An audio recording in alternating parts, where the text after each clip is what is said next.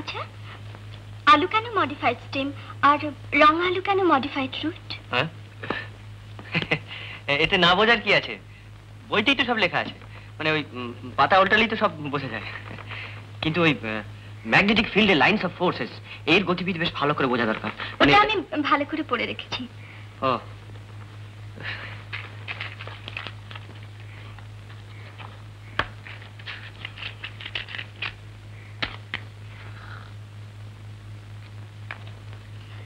এখানে ফেলুন। ও, থ্যাঙ্কস।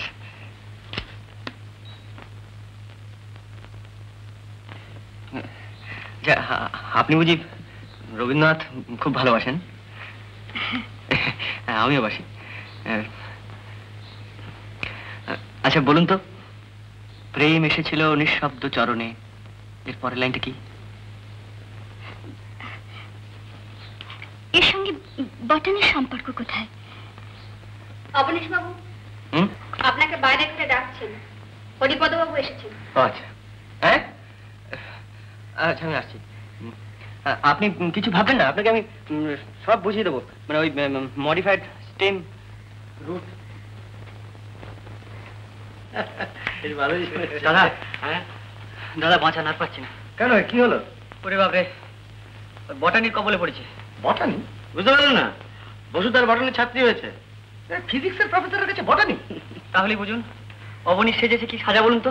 কানা তো ওই ফিজিক্স দিয়ে বটানি চাপা দিই। যন্ত্রণা তো কম নয় দেখছি। দারুণ দুর্বিষহ যন্ত্রণা। কিন্তু কষ্ট না করলে তো কেষ্ট পাওয়া যাবে না। হে সুবিমল, ভুল করলেন দাদা। রাজি কি হবে? ঠিক বলেছ। হ্যাঁ, রাধিকা।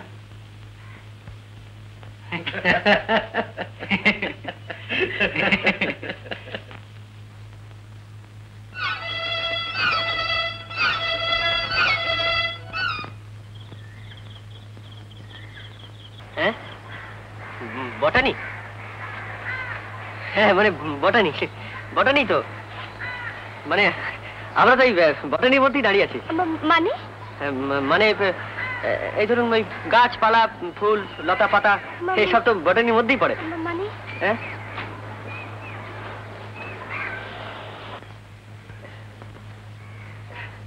ফুল মানে এই ফুলের সঙ্গে যে বটানির একটা গভীর সম্পর্ক রয়েছে, তা কি আপনি অস্বীকার করেন? আচ্ছা, বটানিতে গাঁধা সূর্যমুখীকে ফুল বলে না কেন আমি বুঝতে পারিনি। আমাকে একটু বুঝিয়ে দেবেন? তাই নাকি? নিন, মানে আপনি একটু ধরুন। কথা হলো যে গাঁদা এবং সূর্যমুখী ফুল নয় কেন? হ্যাঁ, বলে কি বাবা, ফুল ফুল নয়? কথাটা শুনতে অবশ্য খুবই আশ্চর্য লাগে, কিন্তু সত্যি সত্যি এতে আশ্চর্য হওয়ার কিছুই নেই। মানে গাঁদা ফুল যেমন ফুল নয়, তেমনি ওই চিংড়ি মাছও মাছ নয়। এই সত্যটা জানেন তো? জানেন না? চিংড়ি মাছ মাছ নয়, তার কারণ ওই চিংড়ি কাটলে রক্ত পড়ে না, কাতলা কাটলে পড়ে। আর চিংড়ি মাছ যেমন মাছ নয়, তেমনি ওই বাদুড়ো পাখি নয়। আচ্ছা, এসব তো জিওলজির কথা, এর সঙ্গে বটানির সম্পর্ক কি? মোটেই জিওলজির কথা নয় বসুধা দেবী, আমি আপনাকে বৃহত্তর বোটানির কথা বলছি। বৃহত্তর বোটানির মধ্যে তো সবকিছুই আসতে পারে। ধরুন সূর্যমুখী গাঁদাও যেমন আসতে পারে, আবার কাতলাও আসতে পারে। মানে আমিও আসতে পারি, আবার আপনিও আসতে পারেন। আপনার কথাটা আমি কিছুই বুঝতে পারছি না। আমি কিছুই পাচ্ছি মানে কথাটা ঠিক বুঝিয়ে বলতে পারছি না, একটু খুলে বলা দরকার। আপনি বসুন না, বসুন। মানে কথাটা হচ্ছে যে সূক্ষ্মতম অবস্থায় সব বস্তুই সমান আকার ধারণ করে। সেখানে গাঁদাই বলুন, সূর্যমুখী বলুন, মানে কারোর মধ্যে কোনো পার্থক্য খুঁজে বার করা যায় না। মানে ওই ইলেকট্রনের কথা এসে পড়ছে। ইলেকট্রনের কথা আপনি নিশ্চয়ই জানেন। একটি ইলেকট্রন কণিকা একটি হাইড্রোজেন পরমাণুর 1000 ভাগের 1 ভাগের থেকে ক্ষুদ্র। হ্যাঁ ডক্টর মিত্র, না আপনি বটানিতে মস্ত বড় পণ্ডিত, তাই বলে আমাকে নিয়ে পরিহাস করছেন কেন?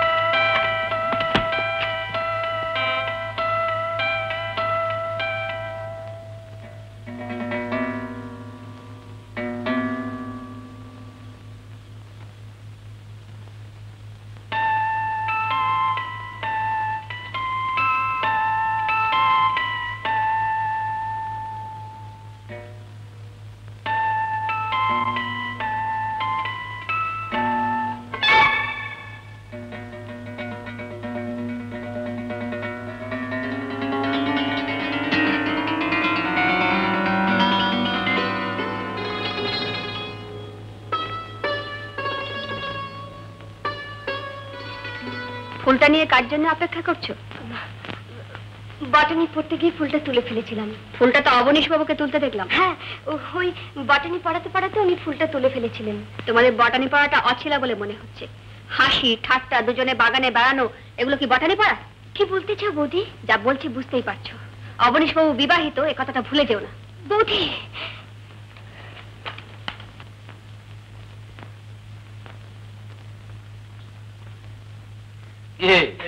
ভয় পাবার কিছু নেই, মনোযোগ সহকারে কি পড়ছো?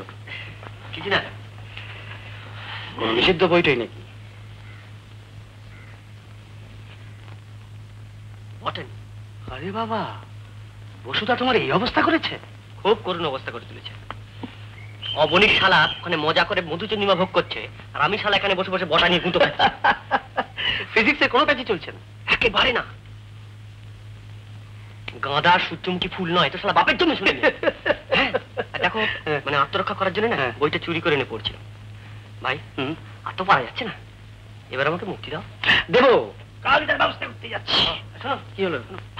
এই বইটার একটা ব্যবস্থা করতে হবে। কি করতে হবে? মানে বইটা তো আমি লুকিয়ে এনেছি, আবার লুকিয়ে তো ফেরত দেওয়া যায় না। তা আমায় কি করতে হবে? তোমাকে এই বইটি যথাস্থানে রাখার দায়িত্ব নিতে হবে। Nilu, good night. Good night.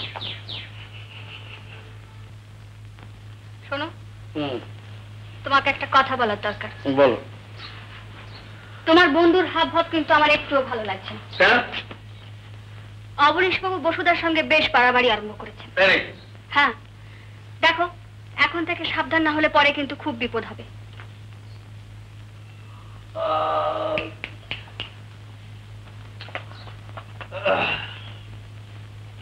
কানপুরে হোটেলে গিয়ে উঠেছে, তাই তো শুনলাম বন্ধুর কাছে।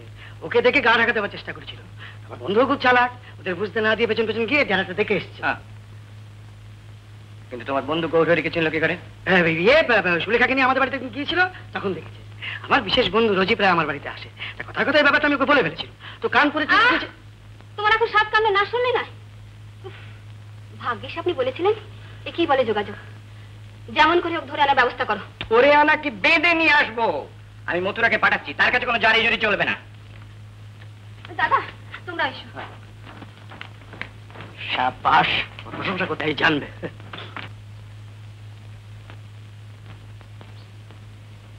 আসতে পারি? আবার বলছি, আসতে পারি? আসুন। কি খুব মন দিয়ে পড়ছিলেন বুঝি? ভালো। আজ আমারও পড়াবার দারুণ মুড এসে গেছে। কি পড়ছিলেন? বটানি? বাহ, এত সব জানা।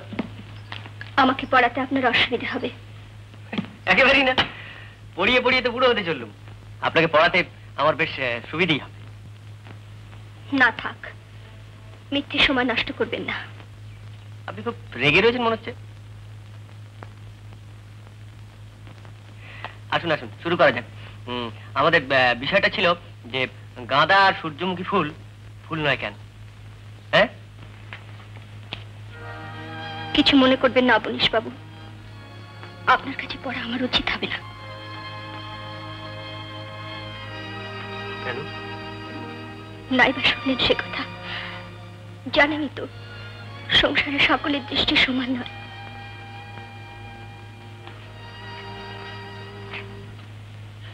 লতিকা দেবী আপনাকে কিছু বলেছেন? যদি বলেও থাকেন, অন্যায় কিছু বলেননি। মিথ্যে সন্দেহের মাঝে নিজেকে জড়াবেন না। জড়িয়ে যখন ফেলেইছি, তখন ছাড়াই কি করে বলুন?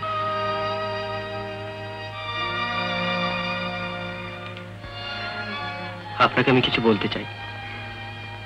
অনেক আগেই কথাটা বলা উচিত ছিল, বলতে পারিনি।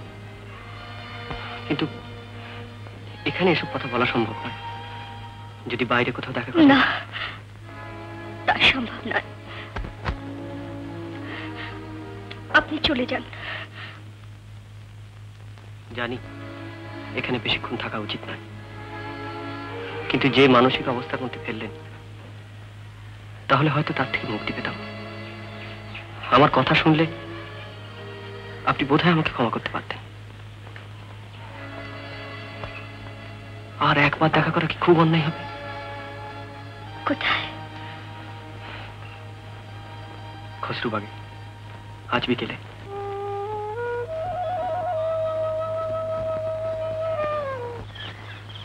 আমার কথা শোনার আগে আপনাকে একটা প্রতিজ্ঞা করতে হবে। হয়নি, আপনার কোনো ক্ষতি হবে না। অবনীশ ফিরে না আসা পর্যন্ত কথাটা আপনি কারোকে বলবেন না। অবনীশ? হ্যাঁ, কতদিন আমার এই অনুরোধটুকু রাখবেন?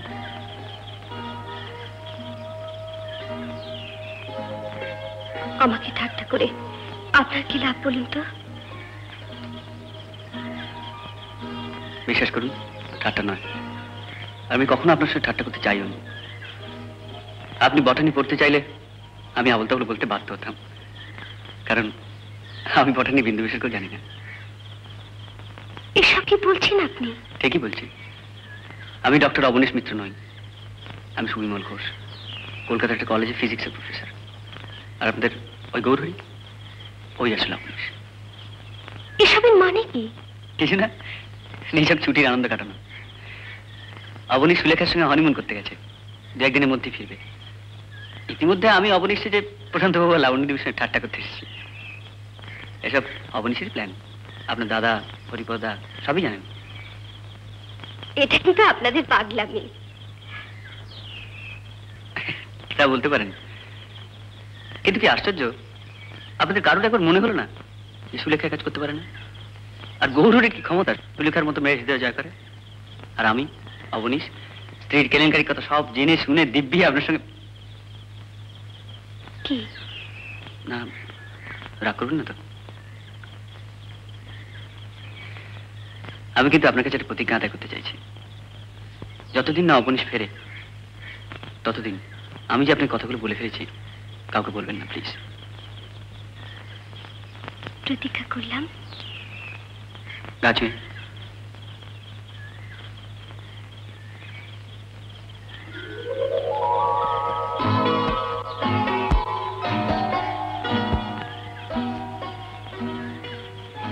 কি করলে? ঠিক করে নি।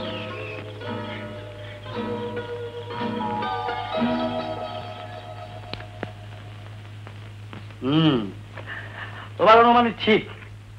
এসব ব্যাপারে ছেলেদের থেকে মেয়েদের ইয়েটা একটু বেশি। তাহলেই বোঝো, এই সব কথা জানাজানি হলে প্রশান্ত বাবুদের কাছে আমাদের মুক্তি দেখাবার জো থাকবে না, বুঝেছো? কি তুমি একটা কাজ করো, আর কালই তুমি লাবণ্য বৌদির কাছে যাও, গিয়ে বলো অবনীশ যেরকম বাড়াবাড়ি শুরু করেছে আমরা তো আটকাতে পারছি না। তা না হয়ে যাচ্ছে, কিন্তু তার আগে অবনীশের হাত থেকে বসুদাকে বাঁচাতে হবে। কি ঘাড় নাড়ছো কেন? না মানে আমি ওদের বলবো কি করে? ও, তুমি বলতে পারবে না? না মানে আমি যদি ওদের ঠিক আছে ঠিক আছে, তুমি না বলতে পারো, আমিই যাচ্ছি। তুমি যাচ্ছ মানে? হ্যাঁ, কি আর করবো, আমিই যাচ্ছি। এই শোনো,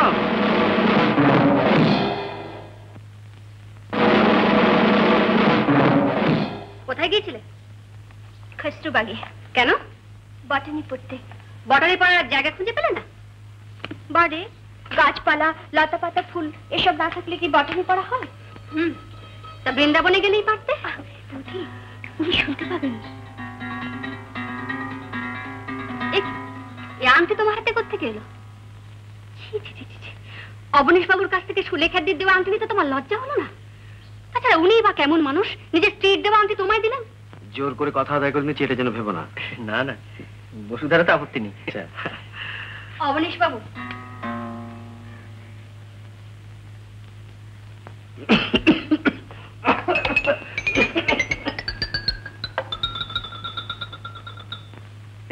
আচ্ছা অবনীশ বাবু, দুজন মেয়ের আপনি সর্বনাশ করছেন কেন? সুলেখার কথা না হয় ছেড়েই দিলাম, আমার যে নিরীহ ননদ আপনার কি ক্ষতি করেছে? সুলেখার অপরাধের প্রতিশোধ নেবার জন্য আপনি বন্ধুর পরে সর্বনাশ করছেন। ভালোবাসা আপনার কাছে ছেলে খেলা, না হলে এস লেখা আংটি আপনি বসুধাকে দিতে পারতেন।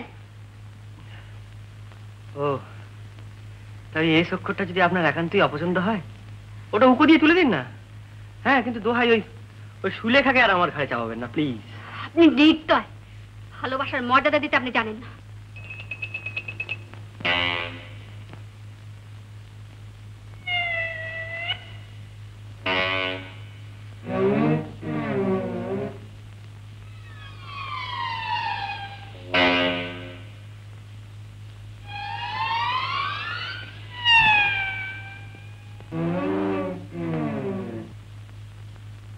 আমি আগেই ভেবেছিলাম যে ব্যাপারটা এরকম গুরুতর দাঁড়াবে। সুলেখাকে ক্ষমা করা যায়, কিন্তু অবনীশকে ক্ষমা করা যায় না। একজন শিক্ষিত পুরুষ মানুষ হয়ে যেমন কাজ করতে পারে আমি তো ভাবতে পারি না। দিদি, আপনারা আমাদের অপরাধ নেবেন না। কাল বসুধার অবনীশকে আমি বেশ দু কথা শুনিয়ে দিয়েছি, জানি না তাতে কোনো ফল হবে কিনা। আপনাদের কাছে আমার মুখ দেখাতেই লজ্জা করছে। না না, তুমি আর কি করবে ভাই, তুমি তো ভালোর জন্য এখানে ছুটে এসেছো।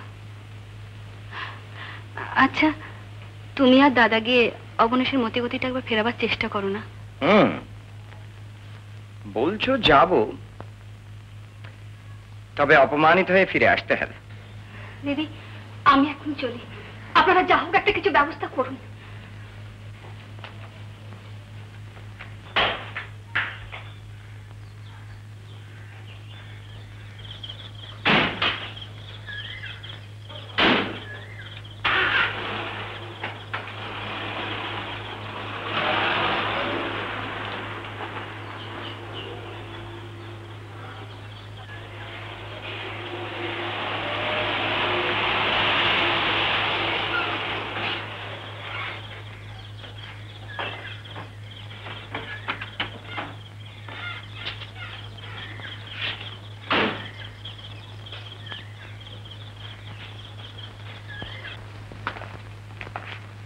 কি হলো? ঠেকাতে পারলাম না। কি ঠেকাতে পারলে না? অবনীশ আজকে রাত্রেই কলকাতা চলে যাচ্ছে। কালকে রাত্রে ও বাড়িতে যা ঘটেছে তারপর এখানে থাকতে চাইছে না। যাবার আগে বসুদার সঙ্গে বিয়েটা পাকাপাকি করতে চাইছে। আশীর্বাদ তো সারতে বলে গেছে। হ্যাঁ হ্যাঁ, আরো বলেছে যে আপনাদের খোলা মনের আশীর্বাদ না পেলে ওদের জীবন তো শুভ হবে না। ধন্যবাদ তাদের, কিন্তু তারা কি মনে করে যখন তখন যেমন তেমন ওসব করা যায়? কাটা খায় নুনের ছিটে দিয়ে আশীর্বাদ চাইছে। তুমি বা কি করে সমর্থন করো বিনয়? জানো এটা একটা অপরাধের মধ্যে পড়ে। কিন্তু ঠেকাতে যে পাচ্ছি না, আপনারা ঠেকাবার ব্যবস্থা করুন। কিছু মনে করো না, এতে মনে হচ্ছে তোমারও কিছু স্বার্থ আছে। এ আপনি কি বলছেন? আমার স্বার্থ আমি তো ঠিক বুঝতে পারছি না। ভগিনী দায় থেকে উদ্ধার পাচ্ছ বিনয়। না না প্রশান্ত, কেবল অনুমানের উপর নির্ভর করে কিছু বলা উচিত নয়। তবে কি গিয়ে দেখে আসতে হবে? হ্যাঁ, মানে ভালো করে না দেখে কি কিছু বলা উচিত? ঠিক আছে, বিয়ে দিচ্ছ দাও দাও, কিন্তু বিনয় আমি পুলিশে দেব, কেস করব। আবার কে এলো?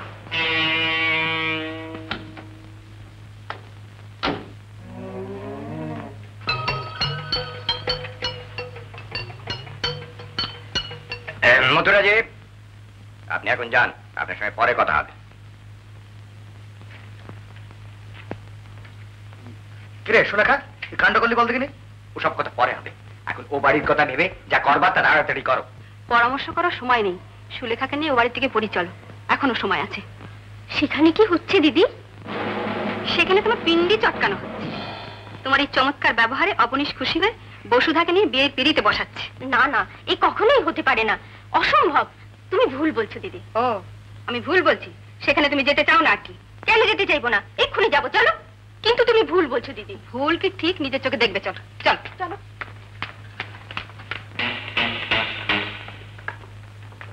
আমিও যাবো স্যার।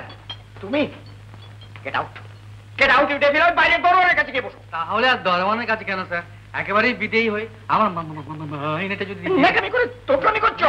ন্যাকামি নয় স্যার, আমি রেগে গেলে ওইরকম তোতলা হয়ে যায়। ও তো আমি বার করছি, আই শুট ইউ। তাই বন্ধু নিয়ে দাদা মাচান বলে শুট করবে, মেরে ফেলবে একবারে। আমার মনে হয় জামাইবাবু যে জট পাকিয়েছে তা যদি ছাড়াতে চান তাহলে গৌরহরি বাবুকেও সঙ্গে নিয়ে চলুন। ঠিক, আমিও তাই বলি। গৌরহরির উপস্থিতি বিশেষ প্রয়োজন। ঠিক আছে, ঠিক আছে, এখন চলো, ফিরে এসে আমি তোমার ব্যবস্থা করছি।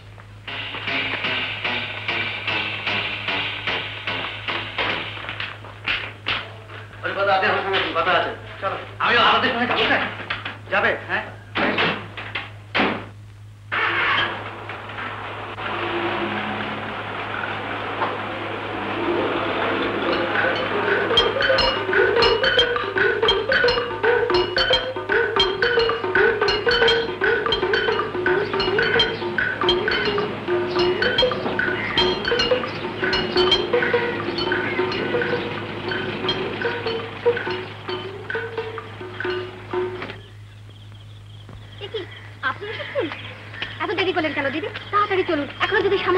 তাড়াতাড়ি আয় সুলেখা, আয় না। প্রশান্ত, তোমার সঙ্গে একটা কথা।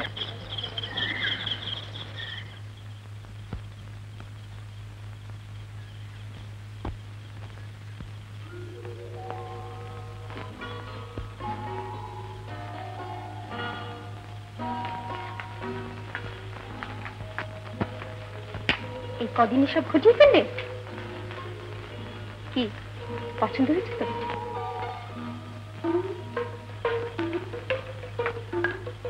তাহলে এই যাত্রী বায়বীয় পদার্থ নয়, কি বলেন? মোটেই না, স্নেহ জাতীয় পদার্থ। কি আপনি আবার এখানে এসেছেন কেন? মিলন পাকা করতেছেন মেম সাহেব। তুমি কোথাকার কে? যাও যাও এখান থেকে। চলে যাবো? হ্যাঁ যাবে। কি সুলেখা দেবী, চলুন আমরা আবার কানপুর চলে যাই। যাচ্ছে তোমাদের কানপুরে। ওগো শুনছো দাদা, ঠাকুরপো শিগগির এদিকে এসো। সরে যাও, সরে যাও, সরে যাও, সরে যাও, সরে যাও, সরে যাও। তোমায় আশীর্বাদ করছি, তো অনেক আশীর্বাদ, তোমাকে তোমাকে অনেক আশীর্বাদ করছি, তোমাদের দুজন অনেক আশীর্বাদ করছি। তুমি কি পাগল হয়ে গেছো? পাগল হয়নি, পাগল হয়নি, খুব ঠকান ঠকিয়েছে আমাদের এই হরগৌরী। গৌরহরি স্যার, গৌরহরি।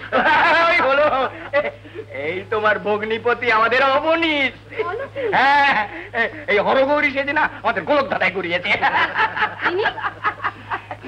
ইনি নকল অবনীশ, আসলে ইনি নিরীহ নিরপরাধ শ্রী সুবিন্দর। আমার মাইনেটা কিন্তু দিয়ে দেন ম্যাম, ওই সাহেবের